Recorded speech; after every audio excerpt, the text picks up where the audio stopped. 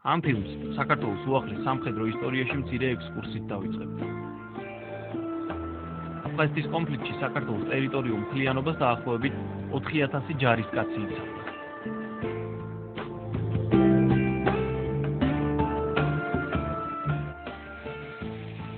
ამისთან აფხაზეთის ომის ყველაზე წარმატებულ ოპერაციაში 1200 ჯარისკაცი მონაწილეობდა. გენერალი ყარყარაშვილი საქართველოს ჩრდილო-დასავლეთის საზღვრის გასაკონტროლებლად მდინარე ფსოუსთან 400-მდე ჯარისკაცით ჩავიდა.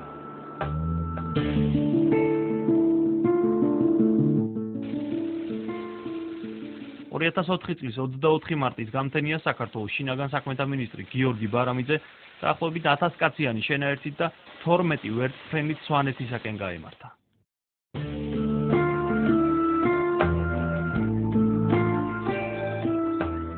ოჯახში, რომლის წინააღმდეგაც სპეცოპერაცია განხორციელდა, 4 მამაკაცი, 2 ქალი და 4 ბავშვი იმყოფებოდა.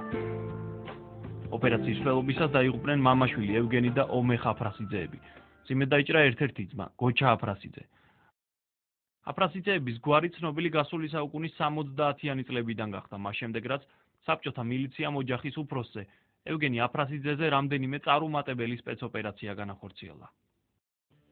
გავრცელებული ინფორმაციით ევგენი აფრასიძის სიძე ვანო პირველი არაერთი გაფრთხილების მიუხედავად ფიზიკურ შეურაცხყოფას აყენებდა მისდას და როცა მისი სიძემ მკვდარი იპოვეს, გაჩნდა ეჭვი, რომ ეს მკვლელობა ევგენიმ ჩაიდინა.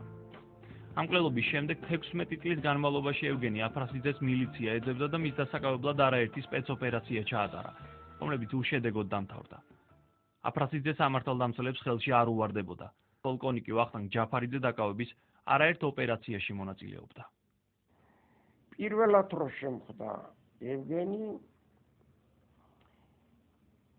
როგორ იყო ახლა ეს მე შევიყვანე მანქანა დავაყენე ამათ ეზოს მე ადრე მქონდა უკვე ფარულად ეს ეზო დათვალებულა ვიცოდი რომ წაროს ხალი იყო იმ ეზოში ხალები ისდნენ იქა და მათ შორის აღმოჩნდა ქალბატონ დოდო ევგენის მეუღლე და ამ ქალებს მივართ რომ წყალი მწყურად იქნებ წყალი დამალელოთ. ადგა ერთ-ერთი ქალბატონი რომელიც მე დავრწმუნდი რომ იყო ევგენის სული წავიდა სახლისკენ. სახლში რომ შევიდა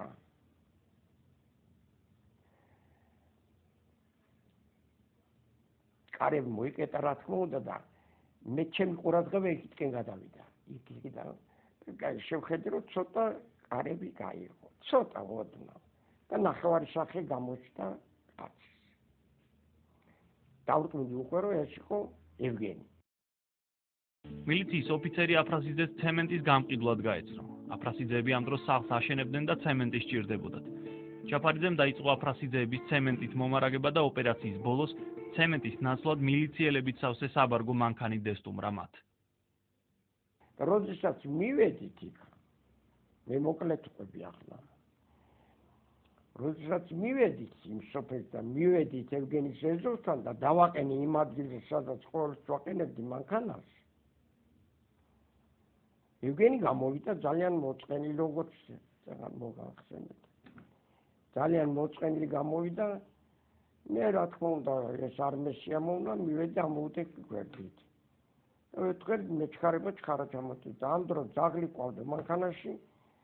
დაიწყო ტყმუტონი ევგენი შეუმიტრიალდა უკვე დავჭით პირისპირ უკვე ერთმანეთს მე დავეტაკე რა თქმა უნდა ავწია ჰაერში და ვიყვირო რომ გამოდით აფრასიძე დააპატიმრეს, თუმცა 16 წლიანი ძებნის შემდეგ პროკურატურამ სიძის მკვლელობა ვერ დაუმტკიცა და მას 2 წელი მხოლოდ იარაღის უნებართვოდ ტარებისათვის მიუსაჯეს. ოჯახის პირველი შვილი შმაგი აფრასიძე დაიბადა 1965 წელს, ჰყავს მეუღლე და 4 შვილი. ოჯახთან ერთად იქვე მამის სახლის გვერდით ცხოვრობდა. იგი უძღვებოდა საოჯახო მეურნეობას. სპეცოპერაციამდე მის მიმართ არანაირი სისხლის სამართლის საქმე არ არსებობდა. შუათანაძმა გოჩა აფრასიძე 1967 წელს დაიბადა. მის წინააღმდეგ იყო აღძრული სისხლის სამართლის საქმე ცეცხლსასროლი იარაღის უკანონო შენახვისა და ტარებისათვის, პოლიციის მუშაკებზე თავდასხმისა და ხულიგნობისათვის. აფრასიძეების დამწვარ სახლში შემორჩენილია ხის დამამუშავებელი საამქროს ნარჩენები. ამ საამქროში გოჩა აფრასიძე ხეზე მუშაობდა. უმცროსი ომეხ აფრასიძე დაიბადა 1970 წელს. იგი იყო ნასამართლევი და რამდენიმე მძიმე დანაშაულისთვის, მათ შორის მკვლელობისათვის იძებნებოდა. საქმის მასალების მიხედვით თითქოს და აფროსიზეები იძებნებოდნენ. ისინი კი აშენებდნენ სახლს, ეწეოდნენ მეურნეობას. უფრო მეტიც 1996 წელს გოჩა და ომეხ აფროსიზეები საკუთარ სახლში მოინახულეს სამართალდამცავებმა. აქედან ჩანს, რომ ეს ძებნა არ იყო რეალური, ხოლო ლეგენდა აფროსიზეებზე სამართალდამცავებს სჭირდებოდათ იმისთვის, რომ ყველა გაუხსნელი დანაშაული მათთვის დაებრალებინათ. 2001 წელს აფროსიზეების ეზოში შეკრებილმა სამართალდამცველებმა განაცხადეს, რომ ევგენი აფროსიძის წინააღმდეგ არანაირი სამხილი არ არსებობდა. ამ გადაწყვეტილებით აფროსიძეებს ესტუმრნენ შინაგან საქმეთა მინისტრის მოადგილე ალანია, სამხარეო პოლიციის უფროსი ჯამბურია და სხვები. აფროსიძის მიმართ წლების განმავლობაში იყო გამოცხადებული ძებნა, ის იძებნებოდა მძიმე დანაშაულებში, უტყუარი მტკიცებები იქნა მოპოვებული, რომ ევგენი აფროსიძის მიერ არ იყო ჩადენილი ეს მძიმე დანაშაულებები და დადგენილება სასამართლო საქმის შეწყვეტის შესახებ ჩემს მიერ არის დამტკიცებული. 2001 წლის 23 მაისს გაიტაცეს ცნობილი ფეხბურთელის კახი კალაძის ძმა ლევან კალაძე. იმავე საღამოს კალაძეებმა მიიღეს წერილი $600,000 მოთხოვნით. კალაძეების ოჯახმა დახმარებისათვის პოლიციას მიმართა. დაიგეგმა ფულის გადაცემის ოპერაცია, თუმცა ფულის გადაცემის წინ ოპერაცია თავად პოლიციის მითითებით შეწყდა, რის გამოც გარიგება არ შედგა და გამტაცებლების კვალი დაიკარგა. 2 წლის შემდეგ 2003 წლის 23 ივნისს კახი კალაძე ჩემპიონთა ლიგის ფინალში გამარჯვების შემდეგ თბილისში ჩამოფრინდა. მას აეროპორტში დახვდა მისი მეგობარი დავით კვიჟინაძე. მან აეროპორტშივე უთხრა კახი კალაძეს, რომ დაუკავშირდნენ გარკვეული პირები და $300,000 საფასურად ლევან კალაძის გათავისუფლება შესთავაზეს. კალაძეების სახლში მისვლის შემდეგ კვიჟინაძეს ტელეფონით ეუბნებიან, რომ გამოსასყიდი თანხის ნაწილი $200,000 იმავე საღამოს უნდა ჩაეტანა სვანეთში. კახი კალაძე მაშინვე დაიწყო ფულის შეგროვება და იმავე საღამოს გაიცნო ამ ოპერაციის ინიციატორი ნოდარ გვიჩიანი და მისი ბიძაშვილი ოთარი.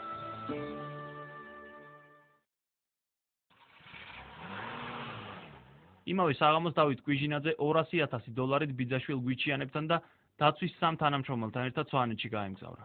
მათი ჩვენებით აფროსიძეს $200,000 გადასცეს, საიდანაც აფროსიძემ საჩუქრად $20,000 უკან დაუბრუნა. საქმის მასალების მიხედვით ისინი სვანეთიდან მეორე დღესვე დაბრუნდნენ. კვიჟინაძემ კარლო კალაძეს უთხრა, რომ ფული სვანეთში აფროსიძეებს გადასცეს და ლევან კალაძეს 20 დღეში გაათავისუფლებდნენ. თვენახევრის შემდეგ 3 აგვისტოს კარლო კალაძემ შინაგან საქმეთა მინისტრ კობან არჩემაშვილს განცხადებით მიმართა, რომ მისი შვილის უახლოესმა მეგობარმა დავით კვიჟინაძემ შვილის გათავისუფლების მოტივით $200,000 გამოსცალა და ამ ფაქტზე რეაგირება ითხოვა. ამ განცხადებას მთელი რიგი მოვლენები მოჰყვა. შინაგან საქმეთა სამინისტრომ ჩაატარა მოკვლევა და სისხლის სამართლის საქმე თაღლითობის მუხლით აღძრა. გამოძიებამ დააკავა დავით კვიჟინაძე, თუმცა 2 დღეში იგი გაათავისუფლა. გამოძიებამ დააკავა ნოდარ გვიჩიანიც, ოღონდ იარაღის უკანონო ტარებისა და ნარკოტიკების ბრალდებით და ისიც კვიჟინაძესავით მალე გაათავისუფლეს. 2004 წლის 24 მარტს შინაგან საქმეთა მინისტრმა გიორგი ბარამიძემ სვანეთში ჩაატარა სპეცოპერაცია.